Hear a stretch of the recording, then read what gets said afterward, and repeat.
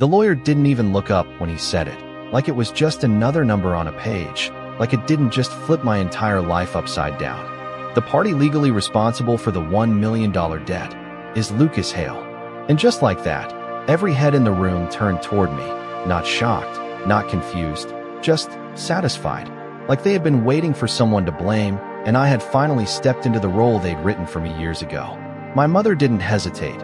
She nodded slowly, almost relieved, as if this confirmed something she'd always believed deep down. My father crossed his arms, avoiding my eyes, but not disagreeing either.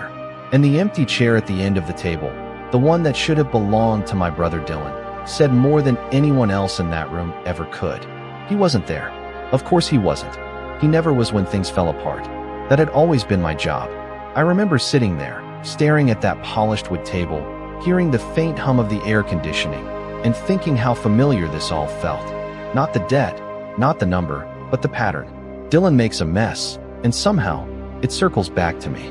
It always had. Growing up, Dylan Hale wasn't just the favorite, he was the investment. The golden boy, the one with potential, the one my parents said would make the family proud. And me? I was the reliable one, the backup plan, the guy who cleaned up problems nobody wanted to admit existed. So when we launched the studio, a $1 million project that was supposed to be our big break, it wasn't surprising how things were structured. Dylan was the face, the name on the door, the one shaking hands and posting photos. I was everything else. Operations, systems, payroll, vendor contracts, late nights, early mornings. If something worked, it was because Dylan inspired it. If something went wrong, it was because I missed something. At least, that's how the story was always told. For a while, I let myself believe it could be different this time.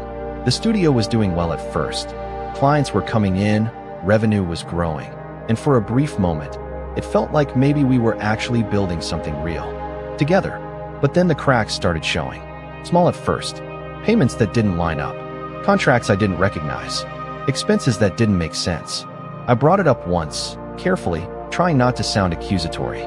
Dylan laughed it off, said I was overthinking, said this was how real business worked. And when I pushed a little harder, when I showed my parents the numbers, they didn't question him. They questioned me. "Why are you always so negative, Lucas?" my mother said. "Your brother knows what he's doing." That was the moment I should have known. Not about the debt, not about the collapse, but about how this would end. Because it was never about the truth. It was about who they had already decided to believe, and who they had already decided to blame. So when the studio doors were suddenly locked one morning, when the bank notices showed up, when calls started coming in asking about payments we couldn't cover, I wasn't surprised that Dylan disappeared. I wasn't surprised that the family panicked. And I definitely wasn't surprised that within 48 hours, they were all sitting in that room, quietly agreeing that I was the one who had to fix it. The only thing that surprised me was how easy they thought it would be. Nobody argued with the lawyer. That was the part that settled it for me. Not one person asked how a $1 million debt could suddenly land on me without warning. Not one person asked where Dylan was. Not one person even pretended to question whether something did not add up. Instead, they moved straight to logistics, like this was already decided long before I walked into that room. My father cleared his throat and leaned forward, folding his hands like he was about to explain something reasonable, something fair. "Lucas, you have always been the responsible one," he said, as if that was a compliment and not a setup. "You handled operations. You signed documents. This falls under your scope." My mother nodded beside him, her expression calm, almost comforting, like she was trying to soften the blow of something she had already accepted. "We are not saying it is your fault," she added quickly, even though that was exactly what she was saying, just dressed in softer words. "But you are the one who can fix this." That sentence hung in the air longer than anything else.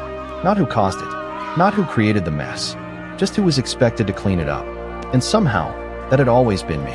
I leaned back in my chair, letting the silence stretch just enough to make them uncomfortable, even though they tried not to show it. Because this was familiar territory. This was the same script they had used my entire life, just with bigger numbers and higher stakes. Dylan makes a decision. Dylan takes a risk. Dylan gets praised for ambition. And when things collapse, Lucas steps in and makes it disappear. That was the unspoken agreement we had all been living under. I could see it in the way my mother avoided saying his name. I could see it in the way my father focused on paperwork instead of people. And I could definitely see it in the empty chair that nobody acknowledged. "Where is Dylan?" I asked, finally breaking the silence. It was a simple question, but it landed heavier than I expected. My mother glanced at my father. My father adjusted the stack of papers in front of him like he suddenly found them very interesting. "He is dealing with some things," my father said, vague and controlled. "He will come back when this is sorted out. When this is sorted out. Not when he fixes it. Not when he takes responsibility. Just when it is over." I almost laughed, but I held it in, because that reaction would not help me. Nothing about reacting emotionally had ever worked in my favor in this family. So instead, I nodded slowly, like I was processing everything, like I was accepting the role they were handing me again. The lawyer slid a set of documents across the table toward me. Clean, organized, already prepared. Of course they were. This was not a discussion. This was a transaction. "These forms acknowledge responsibility for the outstanding balance," he explained, his tone neutral, detached, like he did not care who signed them as long as someone did. "Once signed, we can begin negotiating repayment terms." Repayment terms. That meant years. Maybe a decade. $1 million was not something you just paid off. It was something that reshaped your entire future. And they wanted me to take it without hesitation. I placed my hand on the papers, but did not pick up the pen yet. Instead, I looked around the table one more time, taking in every face, every expression, every quiet assumption they were making about me in that moment. They thought they knew exactly how this would go. They thought I would do what I had always done. They thought I would carry it. And for the first time, I realized something that changed everything. They had never actually asked what I wanted. I let my fingers rest on the edge of the documents without moving, just enough to make it look like I was thinking about it, just enough to keep them patient, because patience was something they only gave me when they believed I was about to agree with them. Inside, I was not thinking about the debt. I was not thinking about repayment plans or interest rates or how long it would take to climb out of a $1 million hole. I was thinking about the beginning, about how we even got here, about the version of this story they had already rewritten in their heads. Because the truth was, this studio was never built the way they were pretending it was. It did not start as Dylan's vision, no matter how many times my mother repeated that line to friends, and it definitely was not something he carried on his own. I still remember the first time the idea came up, sitting in a small kitchen with a whiteboard that barely stood upright, sketching out numbers, projections, timelines. Dylan was there, pacing, talking big, throwing out ideas about branding and growth and expansion. My parents were watching him like he was already successful, like everything he said was one step away from becoming reality. And me, I was the one writing everything down, calculating costs, adjusting expectations, figuring out how any of it could actually work in the real world. When we secured the space, a modest but promising location that would later be valued at close to $1 million after renovations and equipment, Dylan took the keys and posted a picture before we even signed the final paperwork. He captioned it like it was already a success story. Meanwhile, I was inside measuring walls, checking electrical capacity, negotiating with contractors, making sure we did not overspend before we even opened the doors. That was how it always worked. Dylan created the image, and I built the foundation underneath it. In the first few months, the balance held. Clients came in, projects moved forward, and for a brief moment, I almost believed that maybe this time, his confidence and my structure could actually work together. But then the spending started to shift. Equipment upgrades that were not in the budget. Marketing deals that promised exposure but brought in nothing measurable. Contracts signed without review. I noticed it early because that was my job, to notice what did not make sense before it became a problem. I pulled the numbers late at night, sitting alone in the office after everyone else had gone home, and I saw the pattern forming. Cash flow was tightening, liabilities were growing, and certain transactions did not match any approved plan. I brought it up the next morning, calm and direct, laying out the facts instead of accusations. Dylan did not even look concerned. He leaned back in his chair, smiled like I was missing the bigger picture, and told me this was how scaling worked, that you had to spend money to make money, that I needed to stop thinking small. My parents agreed with him without asking for details. That part was important. They did not need proof. They needed to believe in him. I tried one more time, not to win an argument, but to prevent a collapse I could already see coming. I suggested we slow down, review contracts, renegotiate terms, bring everything back within controlled limits. But the more I pushed for structure, the more I was framed as the problem. Negative, risk-averse, holding the business back. So eventually, I stopped pushing publicly. Not because I agreed, but because I understood something they did not realize I had figured out yet. This was no longer a shared operation. This was a system where one person made decisions and another person was expected to absorb the consequences. And if that was the case, then I needed to start paying attention in a different way, not to argue, not to convince, but to document everything that was about to happen.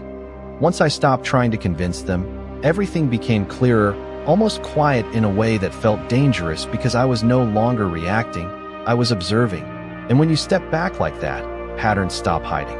I started noticing how often Dylan signed things without looping me in, how frequently new vendors appeared without contracts passing through operations, how payments were approved outside the systems I had built. At first, it looked like disorganization, but the deeper I looked, the more it felt intentional, like there was a parallel version of the business running beside the one I managed, one that did not follow rules, one that did not leave obvious traces unless you knew where to look. I began saving everything, not dramatically, not in a way that would raise suspicion, just quietly building a record. Emails forwarded to a private folder, copies of invoices, timestamps of approvals, discrepancies between projected budgets and actual withdrawals. I did it at night, after the office emptied, sitting in that same chair where I used to plan growth, now mapping out damage instead. And the numbers were not just off, they were accelerating. What started as small overages turned into large, unexplained expenses, then into structured obligations that were never formally discussed. Lines of credit appeared that I never authorized, agreements tied to the studio that I had never reviewed.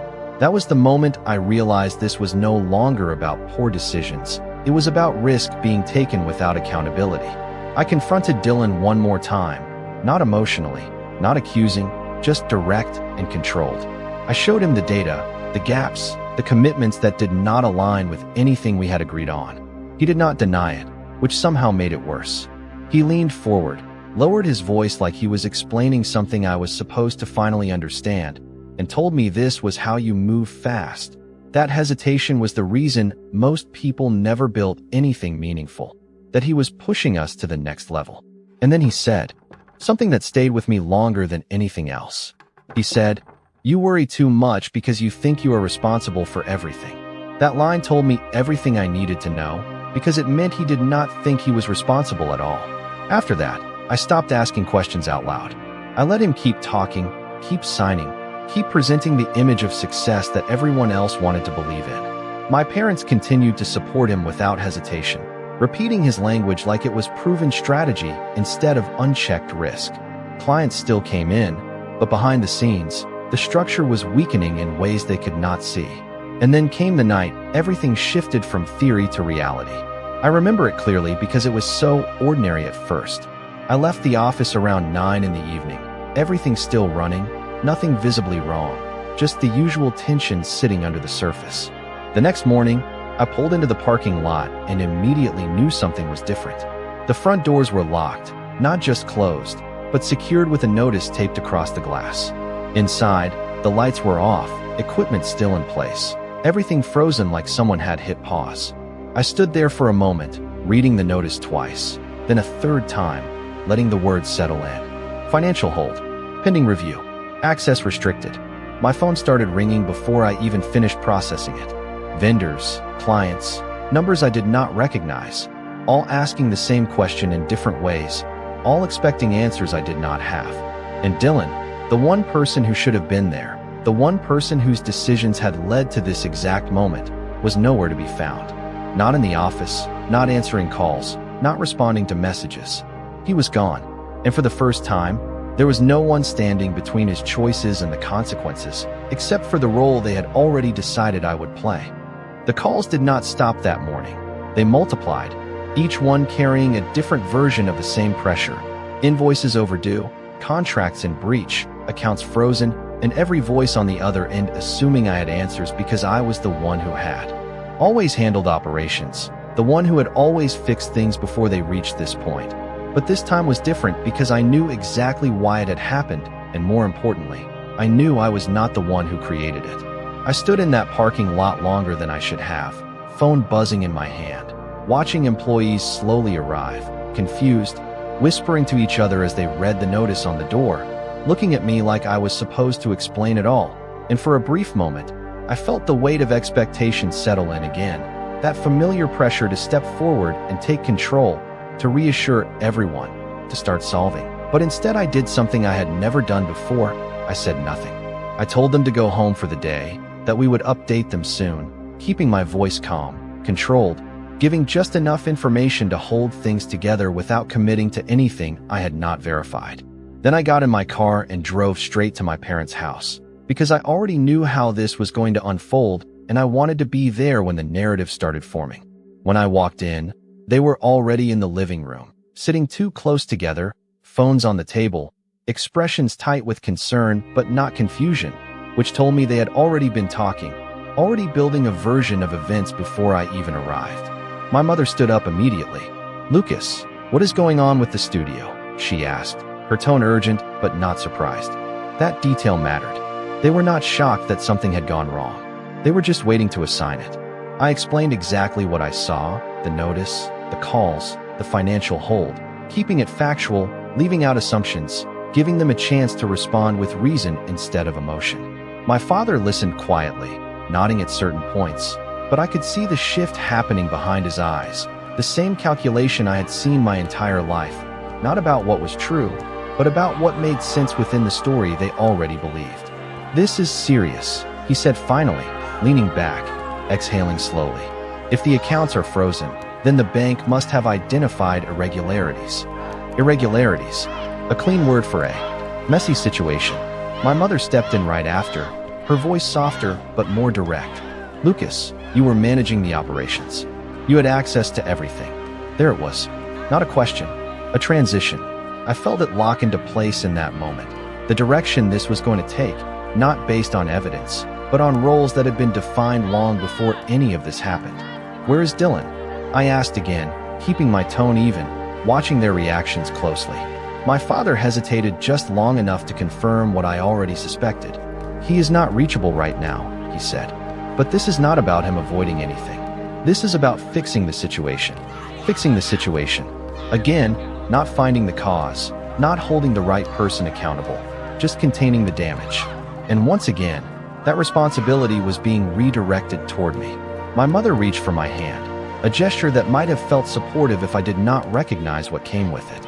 "You have always been the one we can rely on," she said gently. "We need you to step up right now." Step up, as if I had ever stepped down, as if I had not been carrying more than my share from the beginning. I looked at both of them, really looked, not as their son trying to earn approval, but as someone finally seeing the pattern without filters, and I understood something with complete clarity. They were not asking me to help. They were asking me to take ownership of something that was never mine to begin with. And the most dangerous part was not that they believed it. It was that they expected me to accept it without question, just like I always had. By the time we returned to that conference room later that afternoon, everything had already been arranged in a way that made it clear this was no longer a conversation. It was a decision waiting for my signature, and the difference between those two things mattered more than anything they were saying out loud. The lawyer was already there, documents neatly stacked, a pen placed precisely on top as if it had been positioned for a photograph rather than a legal agreement that could define the next decade of my life. My parents sat on one side of the table, closer than usual, unified in a way that did not leave space for disagreement, and the empty chair where Dylan should have been remained untouched, almost symbolic at this point, like even his absence had been accepted as part of the process. I took my seat across from them without rushing, placing my hands on the table, steady, controlled, giving nothing away. The lawyer began explaining the terms again, slower this time, as if repetition would make it easier to accept, outlining the total liability, the repayment structure, the timeline that stretched further into the future than anything I had ever committed to before. $1 million, structured over years, with conditions that assumed full responsibility, no ambiguity, no shared accountability. Just my name attached to everything. I listened without interrupting, not because I agreed, but because I wanted to hear exactly how far they were willing to go to formalize something that was never mine. When he finished, there was a brief pause, and then my father spoke, his tone calm but firm, like this was the reasonable path forward. "This is the cleanest way to resolve it," he said. "The sooner we take responsibility, the sooner we can move past this." That word landed differently now. It did not mean what it used to. My mother leaned forward slightly, her expression soft, almost reassuring, but her words carried weight. "Lucas, delaying this will only make things worse. We need stability right now." Stability. Another word that sounded supportive but translated into pressure. They were not asking me to think. They were asking me to act, quickly, quietly, and in a way that protected the version of the story they had already decided to believe. I reached for the documents, finally lifting them off the table, flipping through each page slowly, deliberately, not skimming, not pretending, actually reading every line, every clause, every detail they assumed I would accept without question. And that was when I saw it. Not something hidden, not something buried, but something they had overlooked because they never expected me to look this closely. The structure of the agreement, the language around authorization, the sections that defined responsibility based on operational control rather than ownership, it all relied on one critical assumption, that I had been acting as the primary decision maker in financial commitments. That assumption was the foundation of everything they were asking me to sign. And it was not true. I placed the documents back down on the table, aligning them carefully, buying myself a few extra seconds, not because I needed time to decide, but because I needed them to believe I was still deciding.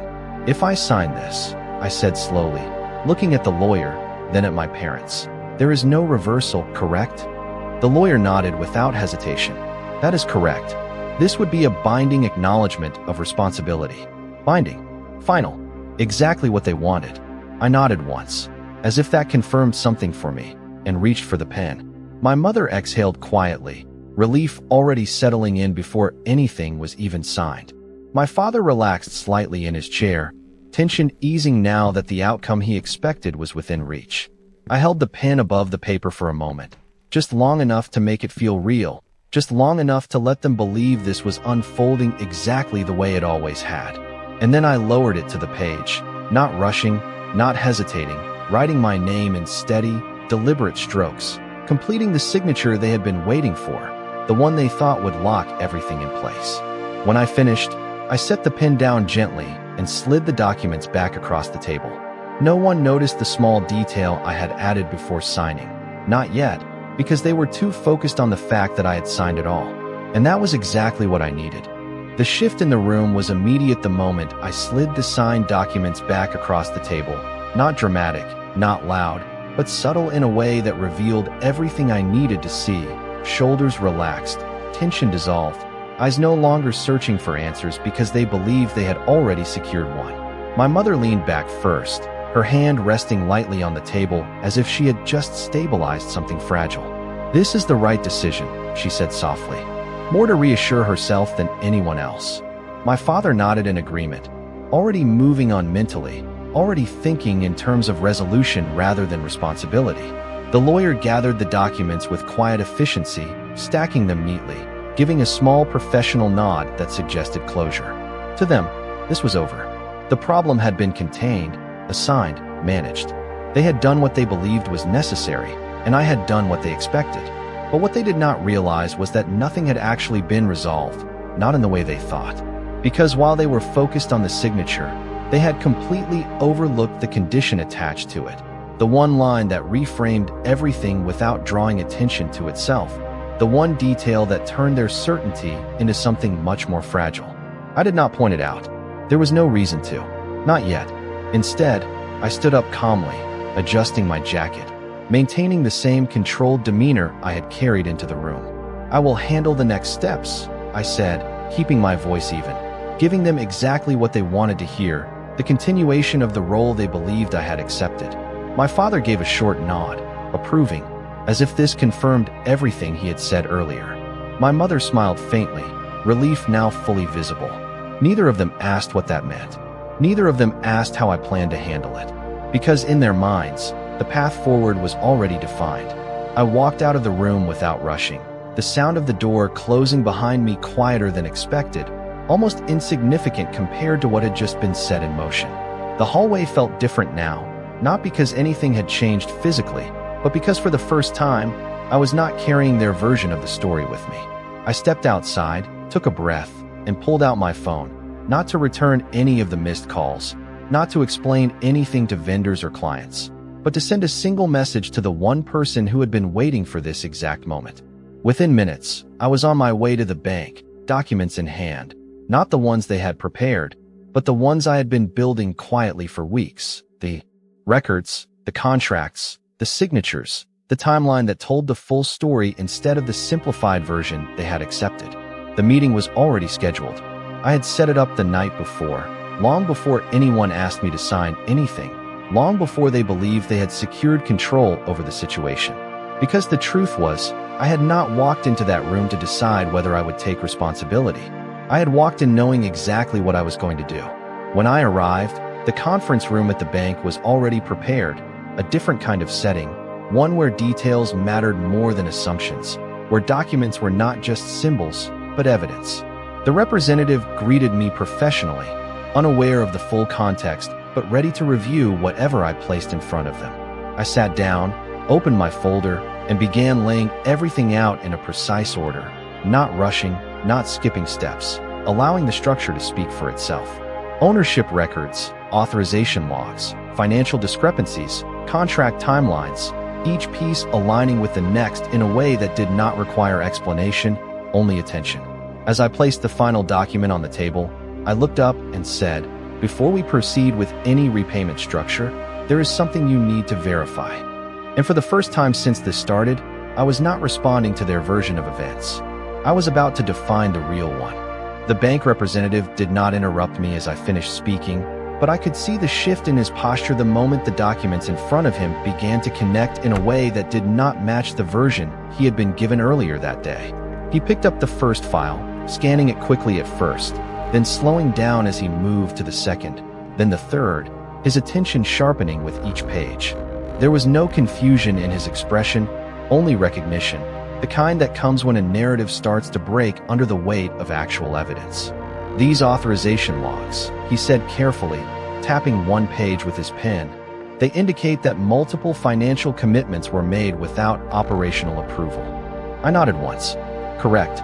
They were executed outside the documented management structure. He glanced at another document, this one showing signatures, dates, and inconsistencies that were not immediately obvious unless you were looking for them. "And this signature," he continued, "does not match the verified records we have on file under your name." I leaned back slightly, letting him process it fully before responding. "Because it is not mine." The room went quiet for a second, not dramatic, just a pause that carried weight. He flipped back through the documents, cross-referencing, aligning timelines, confirming what was already becoming clear. "If that is the case," he said slowly, "then the liability may not be assigned as originally stated." May not. A careful phrase, but it was enough. Because once doubt enters a legal structure, everything built on assumption starts to unravel. I reached forward and slid one final document toward him, the one that tied everything together, the one I had been waiting to use. It outlined the ownership structure of the studio, not the public version, not the simplified story that had been presented to my family, but the actual legal framework that defined control, authority, and responsibility. His eyes moved across the page, then stopped, then moved back again, slower this time. "According to this," he said, looking up at me for the first time with something close to disbelief, "you are not listed as the primary owner." I held his gaze steadily. I never was. That was the piece they had all ignored, because it did not fit the narrative they preferred.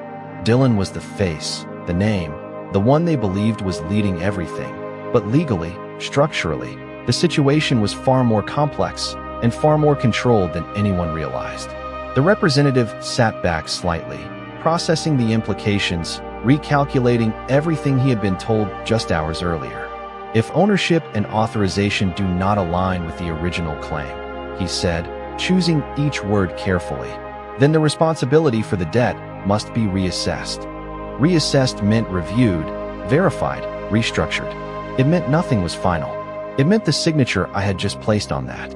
document did not lock me into anything the way they believed it did, because the condition attached to it required validation of the very facts they had overlooked.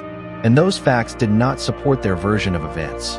I could feel the shift solidifying now, not just in this room, but beyond it, as the process began to move in a direction none of them had anticipated. We will need to contact all involved parties, the representative continued, already making notes, already transitioning into action. This includes your brother and any co-signers associated with these agreements. There it was. Not a question of if, but when. Dylan was no longer absent from the situation. He was about to be pulled directly into it, not through assumption, not through family interpretation, but through documented proof. I nodded calmly, standing up as the meeting reached its natural conclusion. That will not be a problem, I said. And as I walked out of that room, I knew something they did not. For the first time, the story was no longer being told in a living room, shaped by belief and bias. It was being written in a place where only one thing mattered: evidence. The week after the audit closed, everything shifted in a way that no one in my family could ignore anymore, because the numbers were no longer rumors or accusations, but certified documents filed with the state and reviewed by 2 independent firms. And for the first time, the story was not about opinions or favoritism, but about accountability that could be proven line by line, dollar by dollar, and signature by signature. And when I received the final report in a sealed envelope at my apartment in downtown Seattle, I did not open it right away because I already knew what it would confirm. Instead, I set it on the kitchen counter and made coffee, letting the quiet settle in as sunlight came through the window, because this was the moment I had been working toward for nearly a year. Not revenge, but clarity. Not punishment, but truth. And when I finally opened the envelope and read the conclusion, it was exactly as expected: unauthorized withdrawals, misrepresented expenses, and a pattern of financial decisions that had placed the entire $1 million studio at risk, all traced back to my brother's control over accounts he was never meant to manage alone. And more importantly, it clearly stated that I had raised concerns early and had been overruled by family pressure, which meant the blame they placed on me had no legal or financial basis. And that changed everything, because truth does not need to argue. It simply stands. And within 48 hours, the report was shared with our extended family, investors, and the remaining staff who had once believed I was the reason the studio collapsed. And the silence that followed was heavier than any argument we had ever had, because no one could twist what was written in black and white. And my parents called that evening, their voices quieter than I had ever heard, not defensive, not accusing, but uncertain, asking if we could talk. And I agreed, because I was no longer avoiding anything. And when we met at the same dining table where months earlier they had blamed me for debts I did not create, the energy in the room was completely different. My brother was there too, but for the first time he did not dominate the conversation. He did not interrupt or deflect. He just sat there, shoulders tense, eyes lowered, because the version of him everyone defended no longer matched reality. And my father cleared his throat before speaking, admitting they should have listened earlier, admitting they had trusted the wrong person without verifying anything. And my mother followed, saying they thought protecting one child would somehow protect the whole family, but instead it nearly destroyed everything. And I listened without interrupting, because this was not about hearing apologies. It was about understanding that the dynamic had finally broken. And when they asked what I planned to do next, I told them calmly that I had already secured a new lease, a smaller studio space on the east side, funded entirely by my own savings, and a private investor who believed in my work, and that I would not be returning to the old business structure under any circumstances, not out of anger, but because trust once broken at that level cannot be rebuilt the same way. And I made it clear that any future relationship with them would be personal, not financial, because money had blurred lines that should have never been crossed. And for a long moment no one spoke. But this time the silence was not heavy with blame. It was steady, almost respectful, as if they were finally seeing me as an equal rather than someone to manage or dismiss. And when I stood to leave, my brother spoke quietly, not to defend himself, but to acknowledge that he had taken advantage of the position they gave him. And while it did not erase anything, it was the first honest sentence he had said in a long time.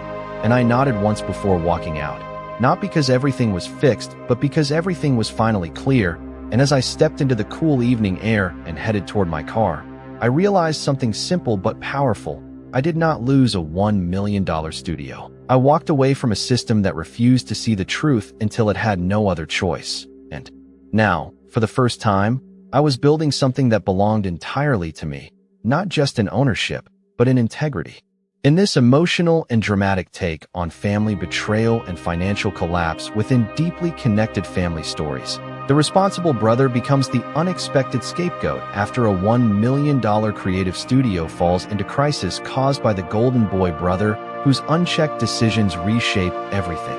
What begins as success inside shared family stories quickly turns into mistrust, blame, and hidden financial irregularities that the responsible brother quietly tracks while being dismissed by his own parents. As pressure builds, these family stories reveal a deeper pattern of favoritism where the golden boy brother is protected while the responsible brother is forced into accountability he never agreed to. Through careful documentation and strategic silence, the responsible brother uncovers the truth behind unauthorized financial actions that nearly destroy the studio, exposing how distorted family stories can rewrite reality when power and perception replace facts.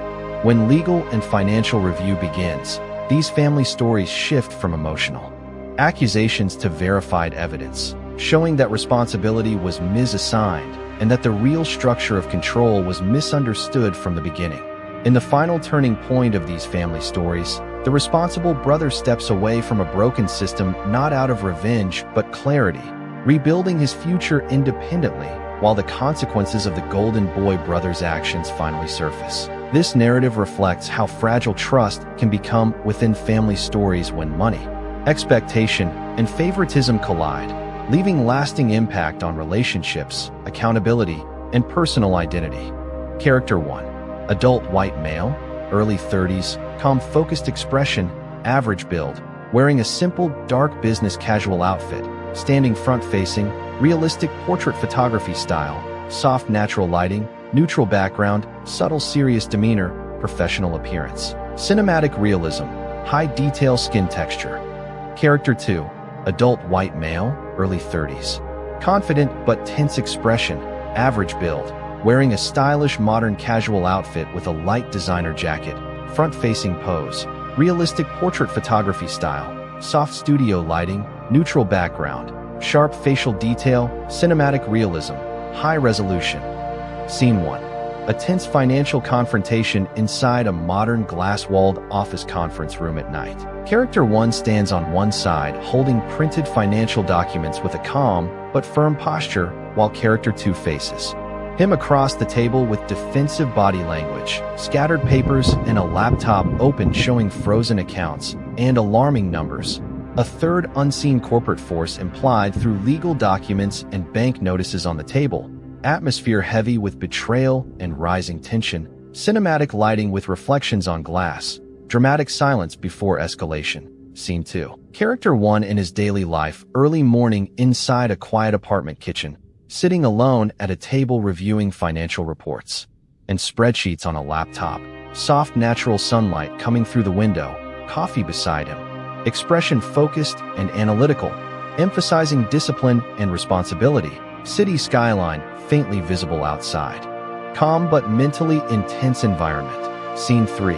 Character 2 in a vibrant lifestyle setting inside a modern co-working studio space, surrounded by designers and business visuals on screens, casually presenting ideas with confident gestures, smiling while others listen, atmosphere energetic and optimistic, suggesting charisma and perceived success. But subtle hints of disorganization in scattered papers and rushed decisions on the desk. Scene 4. A dramatic group confrontation inside a formal family-style meeting room mixed with legal and financial tension. Character 1 and Character 2 both present with their parents seated at the table, bank representative and legal documents on the table indicating financial review. Character 2 appearing uneasy while Character 1 remains composed, layered tension of blame, authority, and shifting alliances, harsh overhead lighting emphasizing emotional pressure. Scene 5. Character 1 alone at night inside a quiet bank office environment, carefully arranging documents in a structured order, legal papers, ownership records, and financial audit reports spread neatly across the table. Expression controlled and strategic. Dim professional lighting creating a sense of calculated preparation and quiet power. No other people present. Focus on evidence and control. Scene 6. Final resolution scene outside a modern office building during evening. Character 1 walking away alone carrying a folder of documents. Calm posture and forward movement. City. Lights reflecting on glass buildings. Symbolic separation from past conflict. Background suggesting financial and corporate environments settling into order. Emotional tone of closure, independence, and new beginning. Character 1 and Character 2 in a modern office meeting room, facing each other across a table with documents and laptop, showing financial data, tense discussion atmosphere. Realistic cinematic style. Character 1 alone in a quiet apartment kitchen, reviewing documents and laptop. In the morning light, focused and calm atmosphere. Realistic cinematic style. Character 2 in a modern co-working studio, presenting ideas to colleagues. Confident posture. Active workspace environment. Realistic cinematic style. Character 1 and Character 2 in a formal office meeting with parents and bank representative. Documents on table, serious discussion atmosphere. Realistic cinematic style. Character 1 alone in a bank office, carefully organizing financial documents on a table. Quiet professional environment. Realistic cinematic style. Character 1 walking alone outside a modern office building in the evening holding documents. Calm ending atmosphere. Realistic cinematic style.